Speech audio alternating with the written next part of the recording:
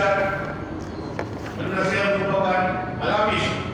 Jadi saya mengharapkan dan kita mendoakan Allah Ta'ala semoga dengan kuliah-kuliah yang akan diberi di masa ke semasa ini sesungguhnya akan dapat menerangi hati kita dan dapat kita menyelami apa yang terkandung di dalam Al-Quran dengan lebih jelas lagi. Jika kamu masa sebelum itu saya mengucapkan terima kasih banyak-banyak kepada pihak tentang kuasa masjid.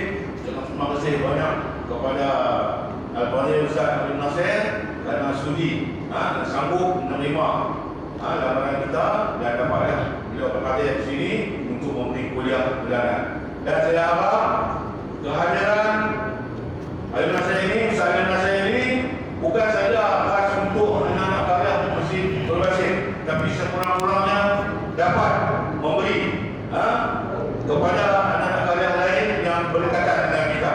Dan sama-sama kita berdoa agar Ustaz dibandangkan Allah dan kita juga dibandangkan Allah sehingga kita boleh selesai tafsir Al-Quran 7 ke 4 ini. Kemudian kita akan sambung lagi apa yang ditegakkan oleh Ustaz. Itu saja. Jadi sama-sama kita mendapat manfaat dan lama daripada kuliah-kuliah yang akan disampaikan oleh Ustaz Al-Fadhil Ustaz Abdul Nasir. Sekian, terima kasih. Bismillahirrahmanirrahim. Assalamualaikum warahmatullahi wabarakatuh.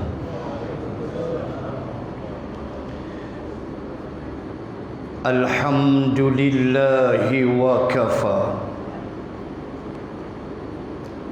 Ashhadu an la ilaha illallah wahdah la syarika lah. Wa ashhadu anna sayyidana Muhammadan abduhu wa rasuluh. Salatan wa salaman ala rasulillah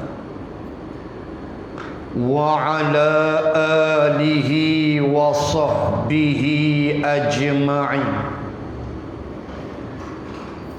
Subhanaka la ilma lana illa ma 'allamtana innaka antal alimul hakim. Bismillahi ma sya'allah, la hawla wa la quwwata illa billah al-aliyyil azim. Amma ba'd. Yang saya muliakan tuan pengurusi majlis, seluruh kepimpinan masjid, muslimin dan muslimat rahimakumullah. Lafaz kesyukuran kehadrat Allah Subhanahu wa ta'ala yang telah menentukan pertemuan kita pada malam ini semenjak azali lagi, dan ia sebenarnya menjadi rezeki bagi masjid ini. Entah apalah doa anak-anak qaryah, mungkin pasal bulan lepas makan kambing tu, itulah kerja Allah. Khamis minggu pertama adalah kuliah bulanan saya di sebuah masjid di negeri Selangor.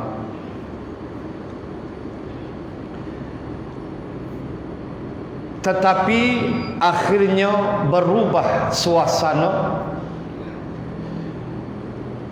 dan saya sendiri mohon mengundur diri dari masjid itu di Selangor setelah kematian isteri saya. So rutin saya berubah. Kalau tak tu cerita sikit. Kalau tak tu daripada masjid tu Khamis minggu pertama tu, sebelum tu di Ipoh, lajak ke Selangor. Selangor terus ke Negeri Sembilan, ziarah ibu saya. Ibu pun dah meninggal dunia. Kemudian patah balik Gombak di rumah saya, ziarah ayah mertua, pak mertua. Kemudian malam tu Khamis macam ni di Sungai Buloh, Selangor. So bila wife pass away, kemudian mak pun dah meninggal, so saya tiada lagi dah rutin itu. So berubah. So bulan lepas saya datang ceramah yang hidang kambing tu, sembang. Saya kata tak apa, ambil lah hak Sungai Buloh. Itulah cerita dia, rezeki dia.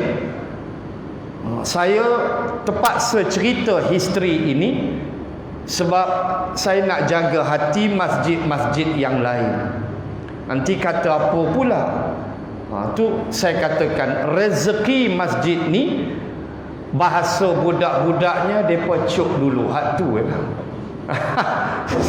depa cuk dulu, maka rezeki depa lah, dan Allah menentukan sejak azal. So saya harap hak sekitar Alma, sekitar Cuak Tokun ke apa, hadirlah, datang.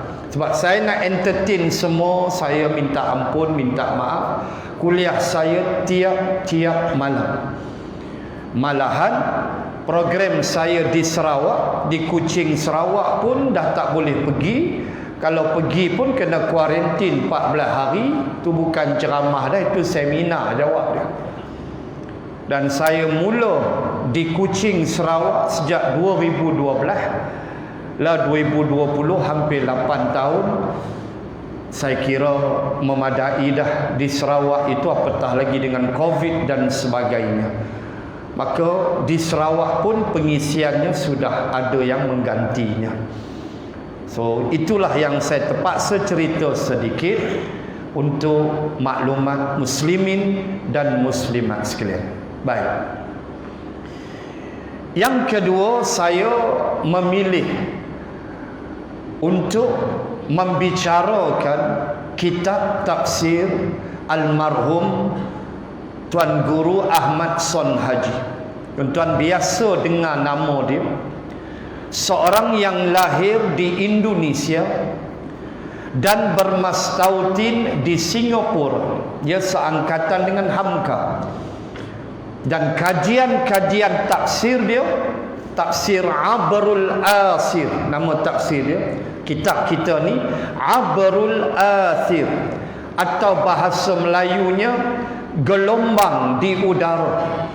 Iaitulah kitab tafsir ini adalah kuliah dia di radio Singapura dan dibukukan oleh beliau sendiri, dan dia mengambil masa selama 25 tahun untuk menyiapkan Abrul Athir ini, bermula juzuk 1 sampai 30. 25 tahun. Maka sebab tu dinamakan Abrul Athir, iaitu merentasi gelombang udara. Maksudnya itulah suara dia di radio. Maka dinamakan tafsir itu sedemikian. Baik. Kajian tafsir dia ni telah dibuat kajian oleh pihak universiti di Malaysia dan menepati kaedah ahli sunnah wal jamaah. So don't worry.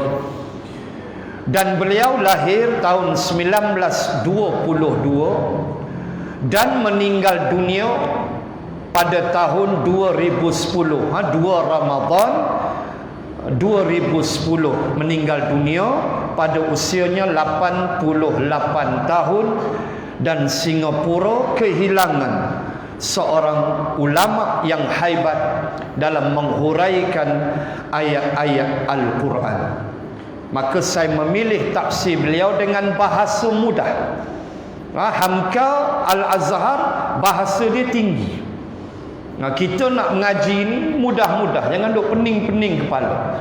So saya mengambil kaedah penafsiran ini untuk memudahkan tuan-tuan muslimin dan muslimat. Itu secara ringkas. Dan sebelum kita memulakan pada juzuk yang ke-24, seperti mana yang saya WhatsApp dengan jawatan kuasa masjid, bahawa saya akan memulakan penafsiran pada surah yang bermula dengan Hamim. Ada 7 surah di dalam Al-Quran yang bermula dengan surah yang bermula dengan Ha dan Mim. Bermula dengan surah Ghafir atau surah Al-Mu'min sehinggalah habis nanti surah yang ke-7, iaitu Hamim Al-Ahqaf. Bila nak habis jangan tanya. Saya ingat 15 kali pilihan raya umum baru habis. Siapa qalu dulu tak tahulah, mengaji ajalah. Mudah-mudahan Allah berkati kita.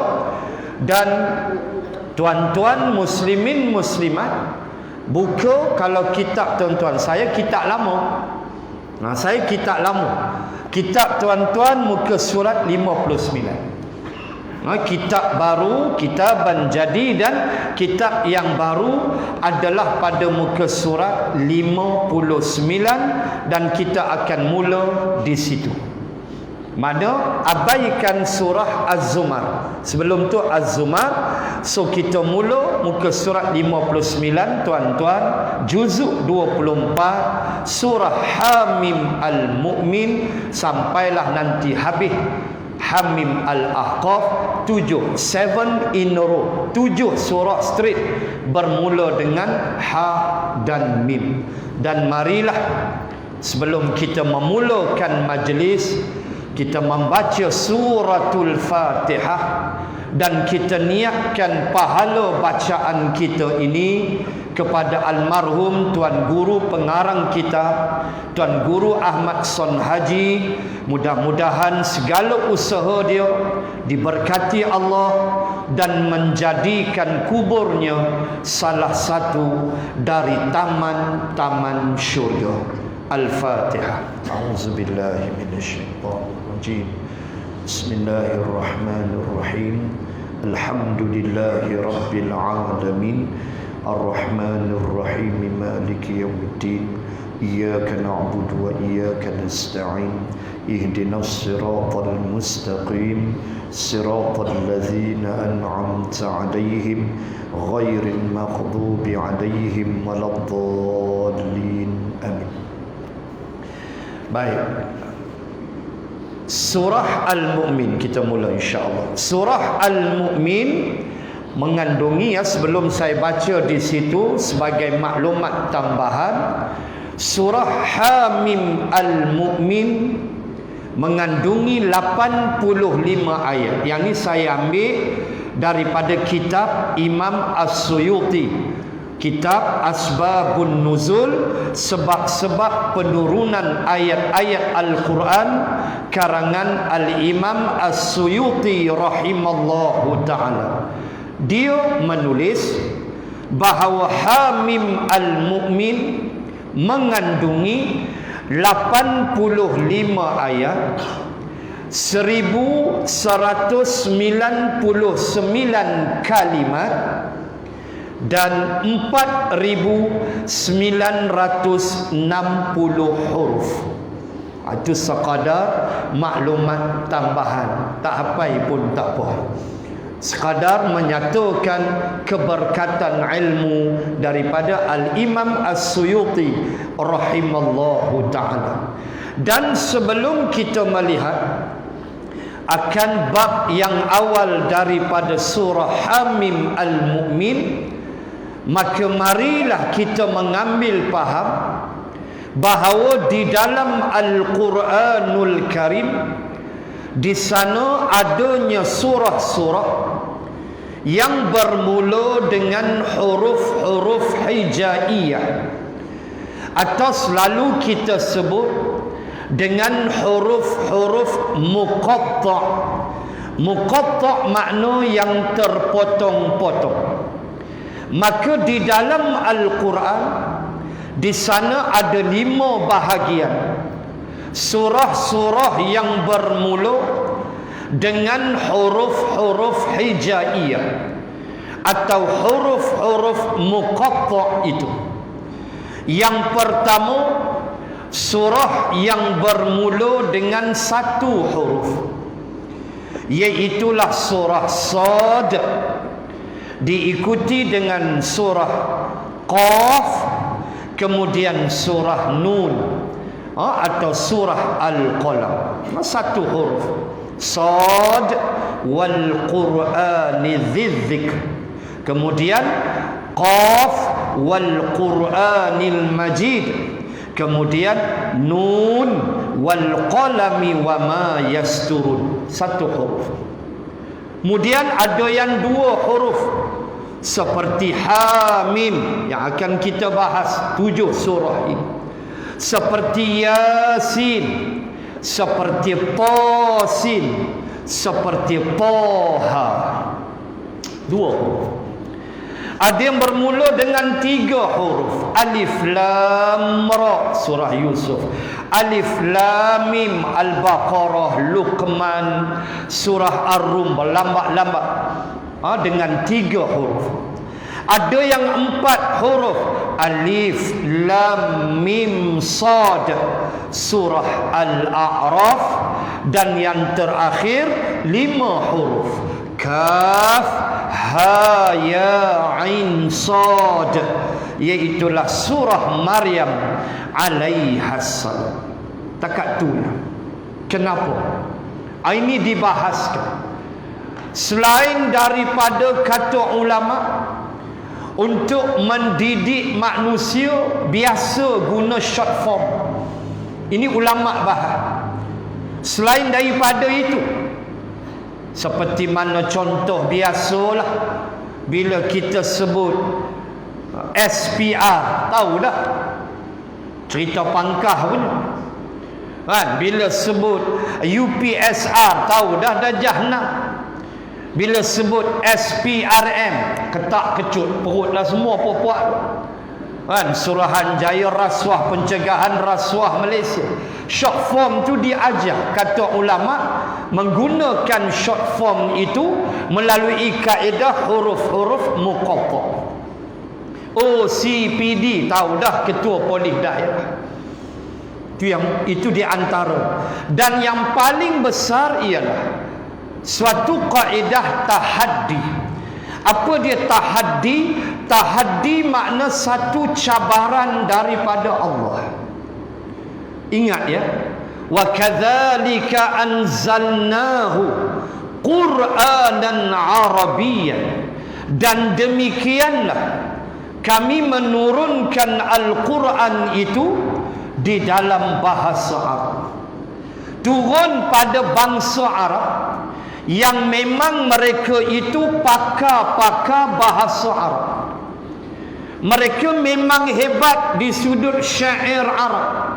Belah mana rajasnya apa semua mereka pakar. Mereka hebat. Dan juara syairnya ialah Utbah bin Rabi'ah yang mati kapi dalam peperangan Badar, pemilik kebun anggur di Taif. Di kebun dialah Nabi berlindung ketika Rasulullah dilontar di Taif. Kebun tu masih ada sampailah tepi main road. Kalau kita pergi Taif, masih ada lagi kawasan kebun itu.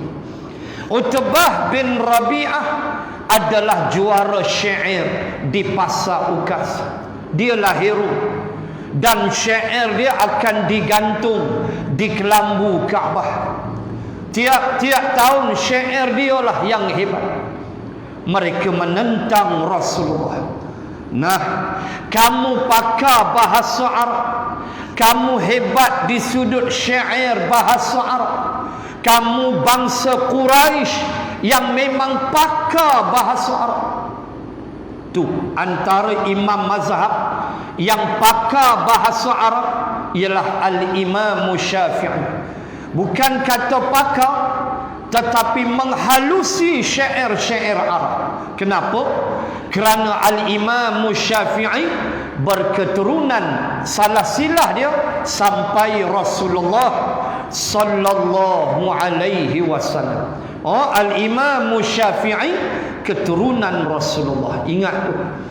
Jangan duk hina-hina Al-Imam Syafi'i. Baru graduate 4 tahun aja, baru habis universiti, itu pun makbul aja, lulus cukup makan ni. Arab kata makbul. Kalau passing mark 60, dia dapat 60 ya. Belagak nak mampu. Keluar 4 tahun habis convocation, keluar panggil PE ya. Bukan Imam Syafi'i dah, panggil PE nya. Silap PE ni, kunut subuh ni mana ada. Dia main puan macam-macam. Tuan-tuan, jangan hina, dia keturunan Rasulullah sallallahu alaihi wasallam. Maka mereka pakar syair bahasa Arab. Allah bawa turun Quran. Allah beritahu pada Nabi bawa turun wahyu Quranan Arabian, Quran dalam bahasa Arab. Nanti kita sampai selepas Al-Mu'min ni, surah Hamim Fussilat. Lambat lagi lah, saya ingat mau 4 tahun ni. Hamim Fussilat. Ambil awal sikit malam ni kisah tu. Bila mana nak cerita hebat Quran, bila mana Abu Jahal pening, tak tahu nak buat apa dah. Macam mana nak tackle, nak lawan Rasulullah ni. Akhirnya dia kirim Utbah bin Rabi'ah jumpa Nabi. Kenapa? Sebab Utbah ni pakar syair, juara syair, orang hebat di sudut syair Arab. Pergi jumpa Nabi. Yang kedua, Utbah ni orang tua yang dihormati. Kita kata Tok Pengulu lah, JKKK lah, senang faham. Orang hormat dia. Pergi jumpa Muhammad, jumpa Rasulullah. Dia pergi. Itu yang dia menyembang dengan Nabi. Dia kata, wahai anak saudaraku, kamu ni nak apa? Kamu bawa satu ajaran yang memecah belahkan bangsa Arab. Habis bergaduh, dulu elok kita bersatu padu, kata Utbah. Elok kita sekali pergi lah, tak pi dah. Elok lah, tak mau pi dah. Habis lengang dandut bergaduh kita disebabkan ajaran yang engkau bawa. Engkau mencerca berhala-berhala kami. Engkau condemn cara hidup kami. Wahai Muhammad, kalaulah yang engkau bawa ini, engkau ingin menjadi raja, kami sedia lantik engkau jadi raja. Atau kalau engkau nak harta, kami himpun seluruh harta kami. Jama'na malan, kami himpun semua, kami beri pada engkau. Engkau menjadi orang yang paling kaya di Makkah. Atau kalau engkau sakit, kami sediakan tabib untuk mengubati engkau. Tapi syaratnya, engkau jangan hentam kami lagi. Engkau nak mengajar, tu dia Masjidil Haram punya luah. Engkau mengajar bab taharah ke, bab faraid ke, bab bersuci ke, tapi jangan ganggulah sistem kami. Dia cakap macam tu, Nabi dengar. Nabi kata habis lah. Dia kata habis lah. Itulah aku disuruh oleh kepimpinan Abu Jahal. Abu Jahal suruh dia pergi. Nabi kata asma ya Abul Walid. Gelaran dia Abul Walid, bapa si Walid, sebab dia ada anak nama Walid, Walid bin Utbah. Dia Walid bin Utbah anak, adik dia, abang dia Syaibah, dia Utbah. Tiga-tiga mati dalam perang Badar, mati kafir. Lalu kata Nabi asma ya Abul Walid, lah hang dengar aku boleh tak? Tadi hang cakap dah aku dengar. Lah aku cakap pula hang tolong dengar boleh? Dia kata sila. Maka Nabi membaca Hamim Fussilat. Selepas surah Hamim Al-Mu'min ialah Hamim Fussilat. Nabi baca Hamim tanzilum minar rahmanir rahim kitabum fussilat ayatuhu, sampai Nabi sujud tilawah, sujud sejadah. Nabi angkat kepala. Nabi kata hang dengar tak? Kata dengar. Itu untuk engkau. Utbah bangun balik, jumpa Abu Jahal. Jalan tu zigzag dah melelong. Abu Jahal duk tunggu di Darun Nadwah dengan harapan Nabi berlembut terima semua tawaran. Sampai-sampai tengok pucat muka Utbah. Sudah kata Abu Jahal, dia kena sihir pula dah. Utbah kata, wahai Abu Jahal, wahai Umar bin Hisham, ginilah, aku ni juara syair. Aku ni reti belah mana syair Arab. Tapi aku dengar tadi Muhammad baca. Aku tak tahu nak kepak belah mana, aku tak reti. Dia sebut Hamim, aku tahu itu bahasa Arab. Tapi aku tak tahu belah mana aku nak kalah kali, aku tak tahu. Menggigil aku, kata Utbah, menggeletar aku. Aku tahu itu bahasa Arab, tapi aku tak boleh masuk nak kepak, aku tak reti. Tu dia mukjizat Quran. Kena dengan Hamim dua dah ya, bengong terus.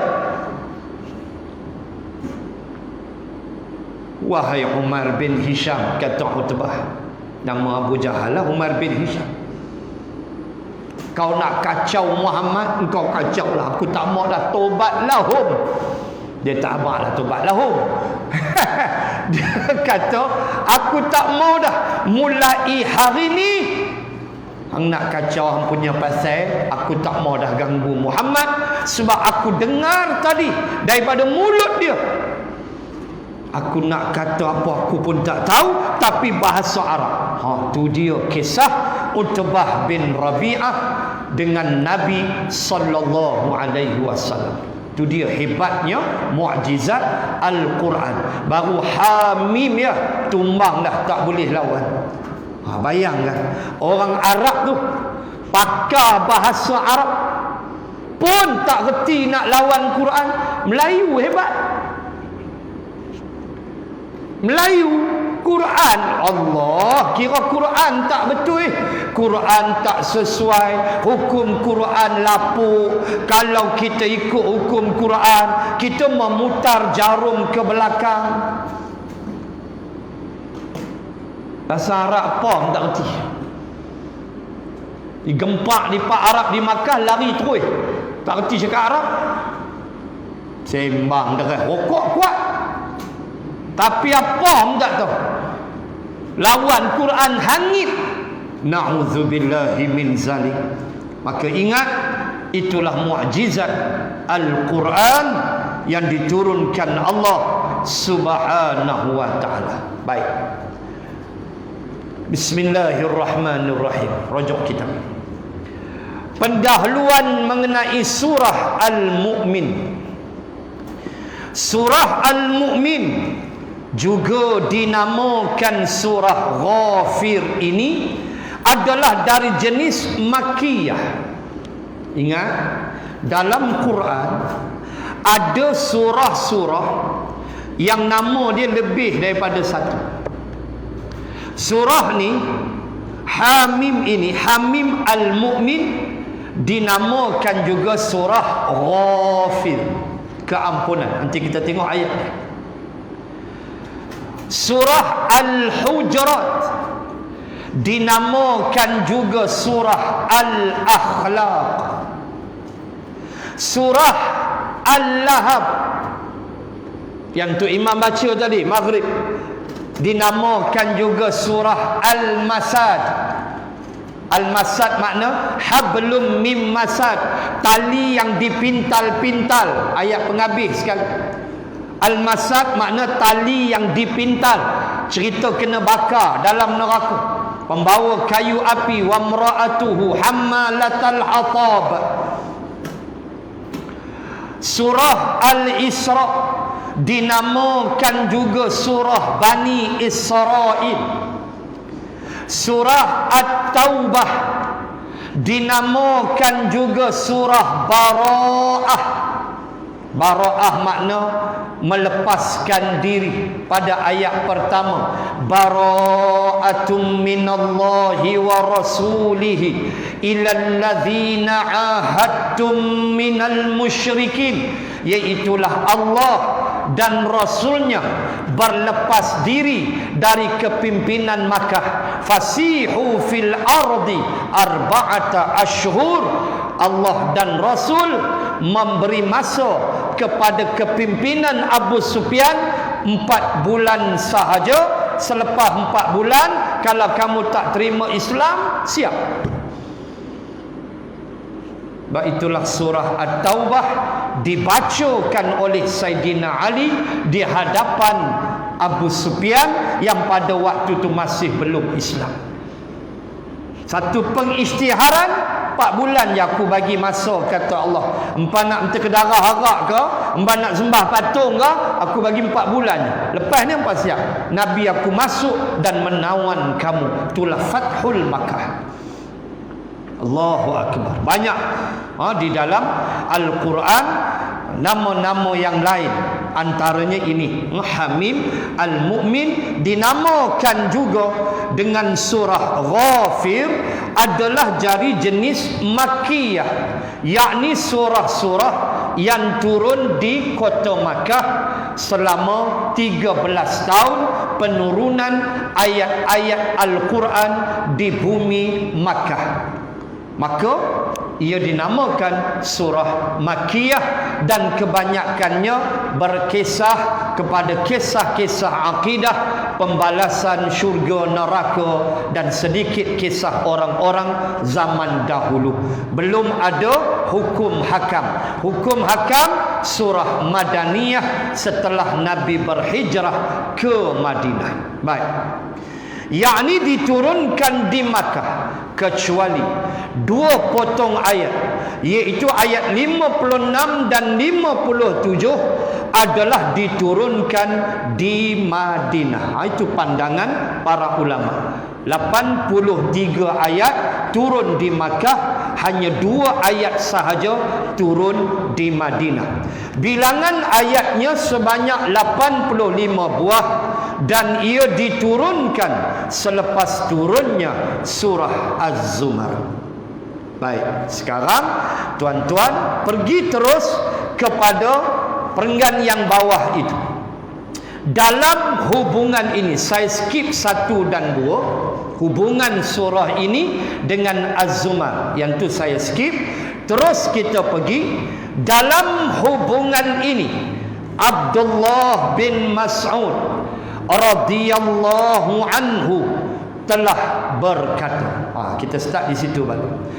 Ibnu Mas'ud radhiyallahu anhu seorang lelaki yang antara suara dia tu sedap baca Quran. Dia ada qiraat dia. Ibnu Mas'ud ada qiraat dia sendiri. Antara sahabat Nabi yang paling sedap, yang Nabi gelar dia seruling Nabi Daud, ialah Abu Musa Al-Asy'ari radhiyallahu anhu. atau nama sebenarnya Abdullah bin Qis radhiyallahu anhu. Dia orang Yaman. Dia puak Al-Asy'ari, Asy'ariyah. Kita punya tauhid Maturidiyah dan Asy'ariyah. Asy'ariyah tu Abu Musa Al-Asy'ari adalah orang Yaman. Itu dia ahli sunnah wal jamaah. Maknanya Abu Musa Al-Asy'ari atau nama dia Abdullah bin Qis. Dia orang Yaman dan dia puak Al-Asy'ari. Di mana puak ni bila baca Quran sedap, suara sedap. Bila kita baca Quran, kenapa dituntut sangat sedap suara? Bukan kita nak riak apa dah, supaya timbul khusyuk. Tuan-tuan dengar qari Malaysia baca Quran, qari'ah Malaysia, kan sedap. Dengan bayatinya, jiharkanya, dengan kiraat-kiraat dia baca, bacaan was, qalun, bacaan apa nama ni, was Imam Asim, kita Nafi', kita dengar tu sedap. Menggoleklah kita kalau dengar peserta Malaysia baca, Allah sedap sungguh. Kita dalam radio ni dia golek, wah tak faham pun. Tapi kalau tuan-tuan muslimat dengar qari daripada Afrika, kan kita dengar Bismillah, dia kira dia senada Hamim tanzilum minar rahmanir rahim kitabun fussilat. Dia kira boleh mai duk hotel kat Kuala Lumpur, kira okey tu. Kan boleh saguati sikit. Sebab itu tak lawan kita punya qari, punya sedap. Alah, Indon pun sedap juga, Iran pun sedap, pandailah. Macam dululah kan, macam dulu kalau takraw ni Malaysia Thailand ya. Kan tuan-tuan tengok killer Thailand tu apa kenama tu, kalau dia ya Allah ya Tuhan, macam patung badan dia lipat. Tak tahu nak apa, lipat pari orang kata, bukan lipat gunting. Lipat gunting macam ni. Apa Pak D apa? Pak D ingat lagi. Kalau dia lipat pari tu terpacak balik tu. Ya Allah ya Tuhan. Meleleh hayat liok kita tengok. Yang blok tu, feeder Malaysia yang blok tu memang lebam apa confirm dia. La takro tengok. Bangladesh pun takro. Kan Bangladesh takro, kan Myanmar pun takro lah ni, tak ada masalah. Serupa tu lah. Dulu lagu tu lah kita pukul lah, Indon pun okey, ada sikit daripada Iran, sedap-sedap dah suara, alhamdulillah. Antara yang sedap suara Abu Musa Al-Asy'ari, sampai Nabi panggil dia, engkau ni wahai Abdullah bin Qis atau Abu Musa Al-Asy'ari, Allah kurniakan padamu seruling Nabi Daud. Hang ni dapat seruling Nabi Daud. Engkau ni dikurnia Allah seruling Nabi Daud. Ya Allah, hadis sahih. Pasal apa? Sebab Nabi Daud suara dia sedap. Ya jibalu awibi ma'ahu wat-tayr, dalam surah Sabah. Bila Nabi Daud berzikir, bila Nabi Daud baca kitab Zabur, Allah kata apa? Ya jibal, hei gunung ganang, wahai gunung, kata Allah, ikut sekali berzikir dengan Daud. Wat-tayr, wahai burung-burung, ikut sekali berzikir dengan Nabi Daud. Cerita apa? Kalau Nabi Daud berzikir, baca Zabur, gunung-gunung bergaung ikut. Yang kata sedap suara Nabi Daud alaihi salam. Sebab itu ada riwayat di dalam syurga, ahli syurga akan ada hiburan. Ada hiburan. Bukan that's the way ahak-ahak tu. Tu bukan dia. Kod lagu Bobby. Bukan. Dah. Hiburan ahli syurga ialah Nabi Daud akan baca kitab Zabur, Nabi Musa akan baca Taurat, Rasulullah akan baca Al-Quran, Nabi Isa akan baca Injil. Itulah hiburan bagi ahli syurga dalam syurga. Nabi Daud, suara dia sedap. Wahai Abu Musa, Allah bagi engkau seruling Nabi Daud. Antara yang sedap lagi suara Ibnu Mas'ud. Dia aja kalau ikut hadis, dia Ibnu Mas'ud dengan Abu Musa Al-Asy'ari adalah dua lelaki yang Nabi sering panggil dia baca Quran. Aku nak dengar. Dua ni ya dalam hadis. Kadang-kadang Abu Musa dan kadang Ibnu Mas'ud. Nabi kata baca.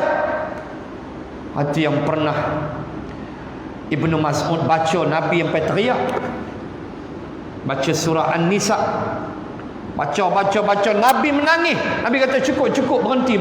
Dah. Ibnu Mas'ud kata, aku melihat mengalir air mata Rasulullah. Allahu Akbar. Ini orang yang sedap suara. Sebab itu taranum apa semua ni, kalau mampu kita belajar. Tak semua orang kena belajar, dia jadi fardu kifayah. Tak semua orang kena hafal Quran, dia jadi fardu kifayah. Tapi berdosa dalam satu qaryah kalau tak ada orang hafal Quran, berdosa pula. Kena ada seorang jadilah. Lepas kita punya tanggungan kita. Begitu. Taranum. Belajar sila. Sedap. Apa harakat nak tarik sagi, nak berhenti. Cuma jadi imam tak salah taranum. Pergi tarik dengan bayati apa semua. Makmum garu pungkok belakang dia ni bila nak berhenti.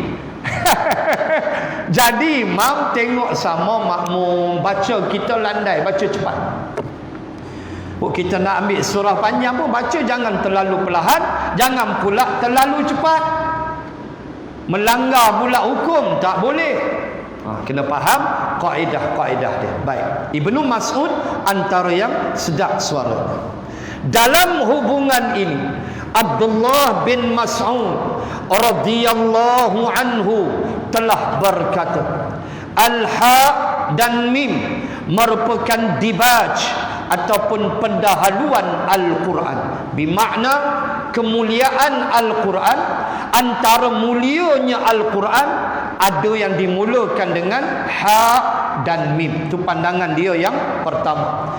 Dia juga mengatakan, apabila saya membaca Al-Quran dan bertemu dengan ha dan mim, seolah-olah saya berada di dalam taman-taman kebun yang indah yang saya rasakan kebagusan di dalam. Allahu Akbar. Tengoklah sahabat, mereka baca Quran dengan ruh-ruh sekali.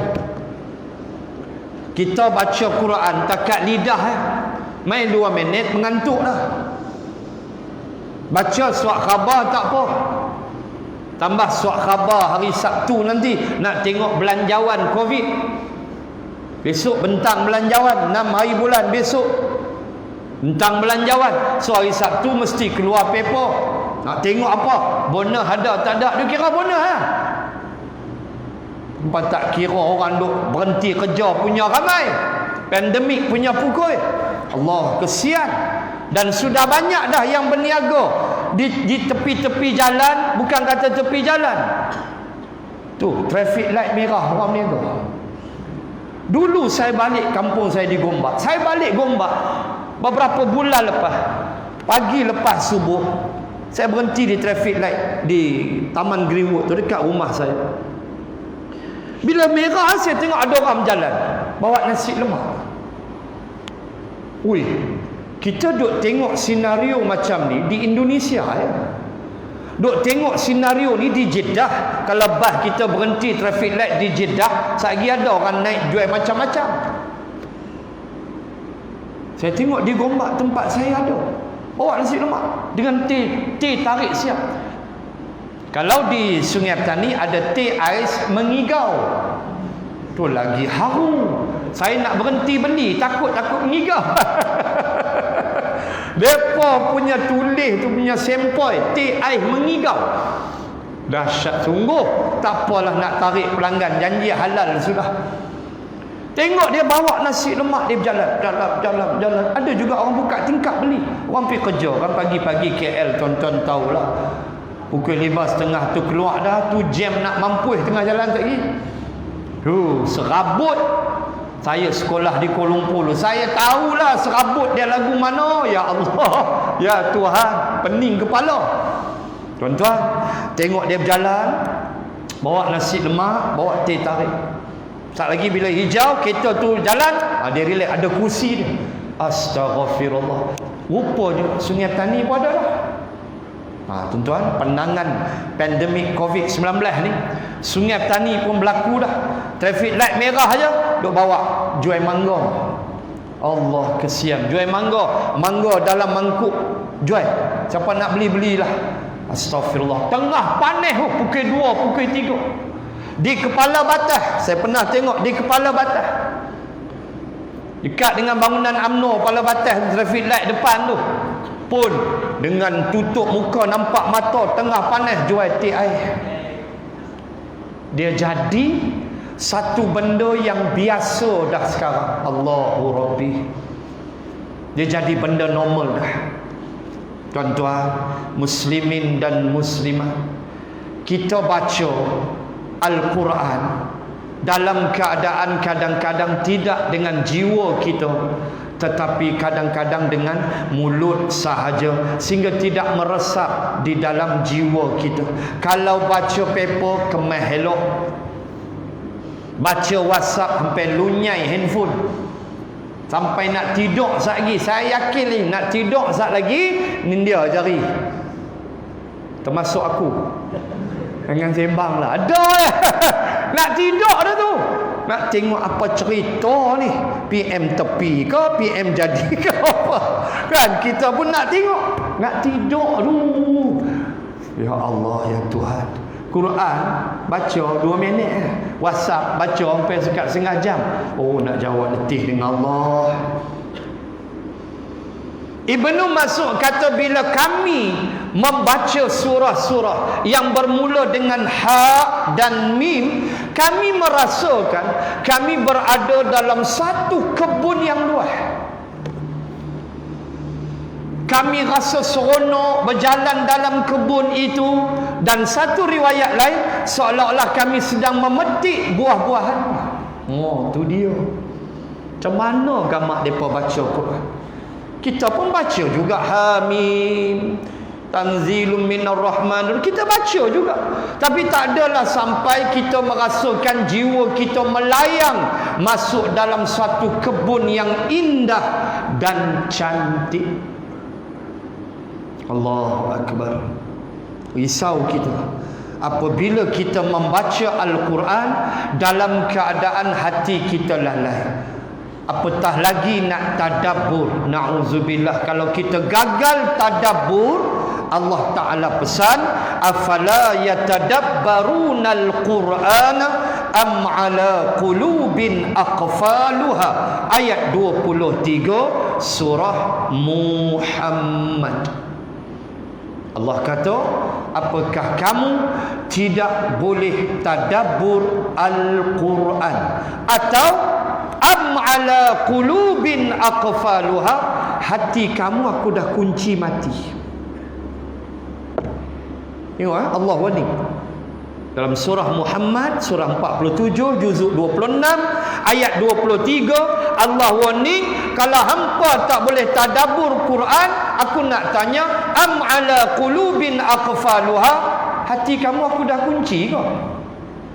Itu dia. Sebab tu bila baca Quran, paling tidak tengok terjemah dia.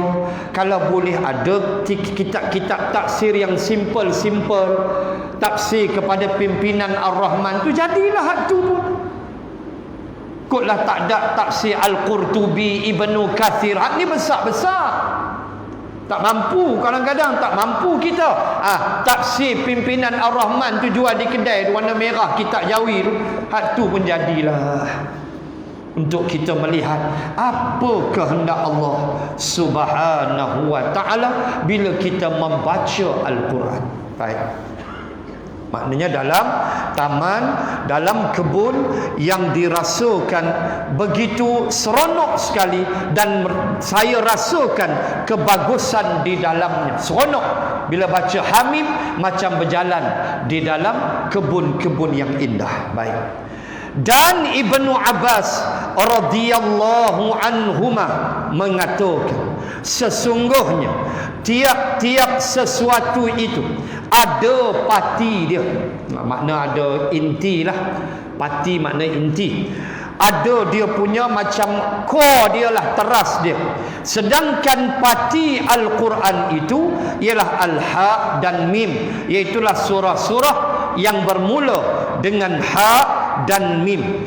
Dan dia juga meriwayatkan bahawa Nabi sallallahu alaihi wasallam ada bersabda, Nabi bersabda, likulli syai'in samaratun wa inna samaratal qur'ani zawatu hamim hunna rawdatun hisanun mukhsibatun mutajawiratun faman ahabba an yarta'a fi riyadil jannah falyaqra'ul hawamim.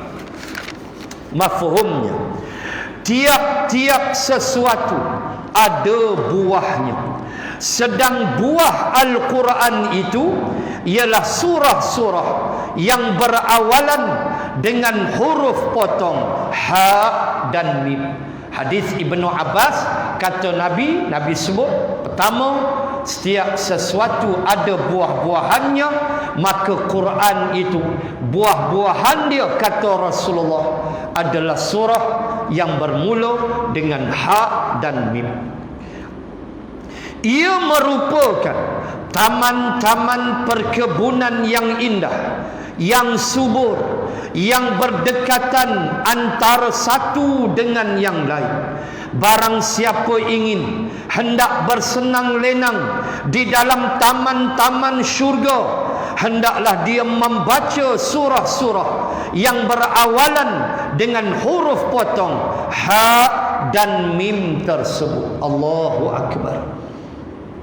Bukan kata taman-taman di dunia, tetapi termasuk taman-taman syurga.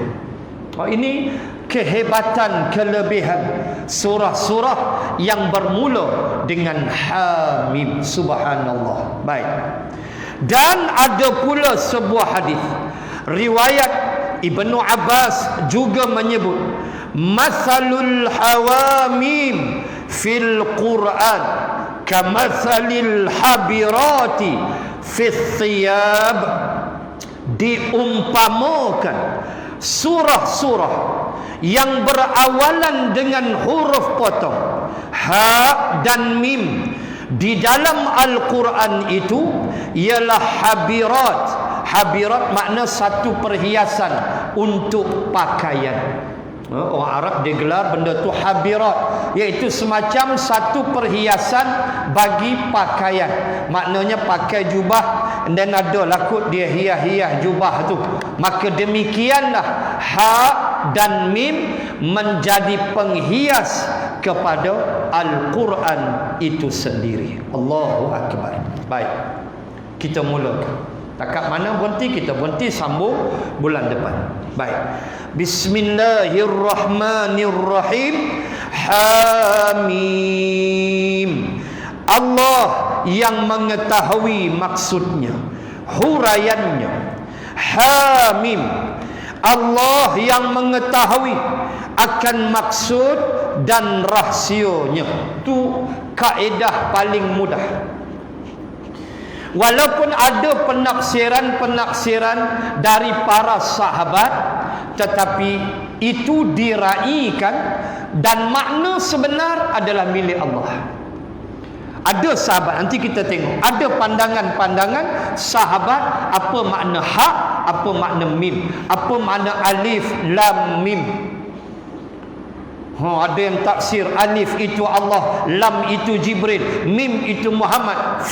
Berkat doa baginda Ali. Semayang pun tak, sepak pun kau baru tahu. Punya ramai Melayu lagu tu. Dia kira berkat doa baginda Ali. Lagi dia pandai-pandai, dia hurai hak ni, dia hurai hak ni, semayang pun tak. Cucuh rokok kat pungkok baru tahu. Geram betul. Loya buruk punya Melayu. Baik. Penerangan mengenai huruf-huruf potong di permulaan surah yang seperti ini telah berulang kali dijelaskan, tetapi bolehlah diingatkan semula bahawa dia dimaksudkan sebagai pemakluman kepada si pembaca Al-Quran atau menyerunya agar mengambil perhatian terhadap isi surah ini selanjutnya. Dia lagu ni lah, macam kita kata awas, habis kurang begitulah.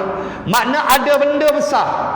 Bila kata Hamim, menjadi suatu pemakluman atau menjadi sesuatu yang shaking kita, yang alertkan kita.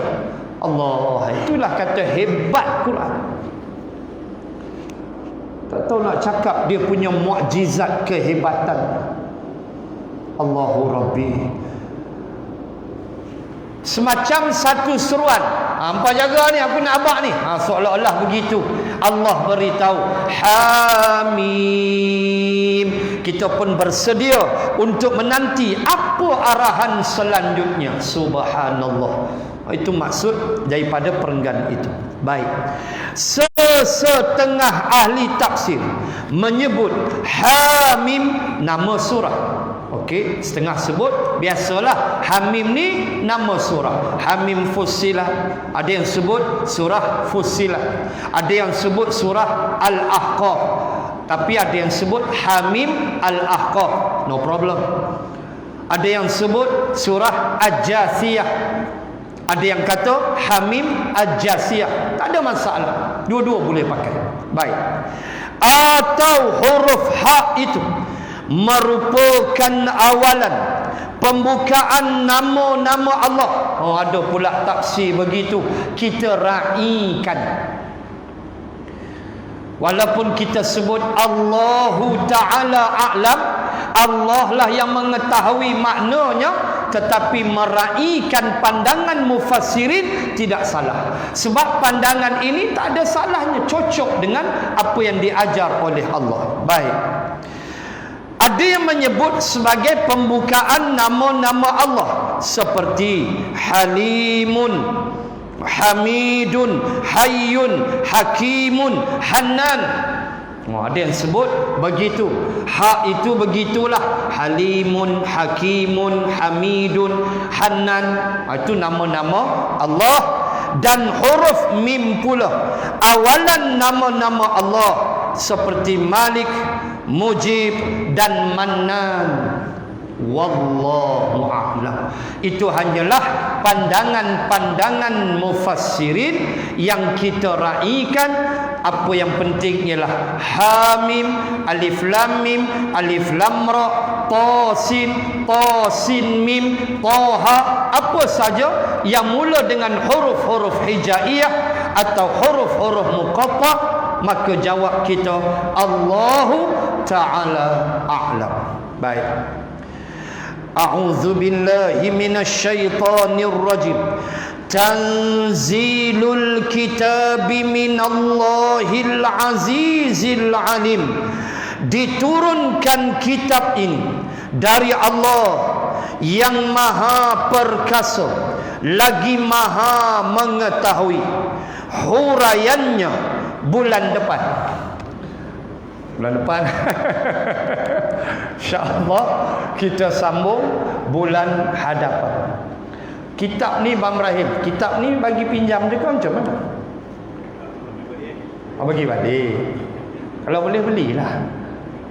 Beli, and then kita boleh catat. Kita boleh catat. Saya mengesyorkan belilah. Rokok boleh beli. Biar kita ada sikap tanggungjawab. Bila tuan-tuan beli, bawa balik rumah dengan bungkus pakasa. Na'udzubillah. Memang bulan depan pakat nganga. Saya cukup pantang. Nak mengaji kitab, mengaji sungguh-sungguh. Saya cukup pantang dah beli kitab memang nganga. Mula keluar tanduk. Mengaji kitab buat cara mengaji. So saya cadang pakat belilah. Tak ada mahal mana pun. Nak belilah. And then kita ada responsibility. Ada satu tanggungjawab. Yang paling penting kita boleh catat. Kita boleh catat. Kalau tak untuk kita mati, anak cucu kita. Sebab itu saya, tuan-tuan, setiap buku yang saya beli buku mana pun untuk saya baca. Setiap buku, kitab, termasuklah kitab, saya akan tulis depan tu, saya akan tulis Bismillahirrahmanirrahim, buat anak cucu keturunanku, semoga Allah merahmati kita semua. Tulis itu. Kenang Abi dan Umi di alam barzah, kita tulis. Kita mati tu, depa buka kitab tu, depa tengok, depa ingat kita. Itu saya kata, kot tak kita pun kita catat sikit-sikit apa semua, kita mati, anak cucu kita tengok boleh pahala kat kita. Itu yang saya cadangkan, beli kitab. InsyaAllah. Saya tak paksa, tapi saya cadang. Sebab benda bila kita mengaji, biar berkitab, biar kita puas. Ini bukan Bahrul Mazi. Saya mengajar Bahrul Mazi di Sungai Petani. Jenuh juling biji mata puak-puak. Kitab tu dia punya terbaik. Jawi pula, kitab Jawi setengah tu orang tak reti baca Jawi. Tak reti. Ba mim jadi bom. Maka bergeraklah Nabi dari bom Makkah ke bom Madinah. Bumi bukan bom. Tu kitab Jawi lama. Kita bolehlah baca, tak ada masalah. Berpeluh juga mereka pun. Kita baca steady, alhamdulillah. Ada yang tak tahu, tapi kita belajar begitu. Dia bukan Jawi, Rumi. Bagi mudah. So saya cadang belilah. Saya tak paksa, cuma saya suka kalau tuan-tuan beli. Sebab besok kalau Allah tanya, okok boleh beli? Akhirat besok nak jawab apa? Okok boleh beli, kitab tak boleh beli. Berat kita nak jawab. Itu saya cadang begitulah. Pulang dekat tuan-tuan, biar kita mengaji tu ada catatan biiznillah. So nak beli ke pun nanti berurusanlah dengan pihak masjid. Wallahu a'lam. Takat tu dulu tanda, nanti kita sambung huraian bagi ayat yang kedua. Tanzilul kitab minallahil azizil alim. Wallahu ta'ala a'lam. Bismillahirrahmanirrahim. Alhamdulillah. Assalatu wassalamu ala rasulillah wa ala alihi wa sahbihi ajma'in. Allahumma zidna ilman warzuqna fahman. Allahumma rzuqna fahman nabiyyin wa hifzal mursalin. Allahumma ij'al jam'ana hadha jam'an marhuma wa tafarruqana min ba'dih tafarruqan ma'suma. Wa sallallahu ala rasulillah wa ala alihi wa sahbihi wa baraka wa sallam. Walhamdulillahi rabbil alamin. Subhanakallahumma wa bihamdik nashhadu an la ilaha illa ant wa nastaghfiruka wa natubu ilaik. Wallahu a'lam. Assalamu alaikum warahmatullahi wabarakatuh.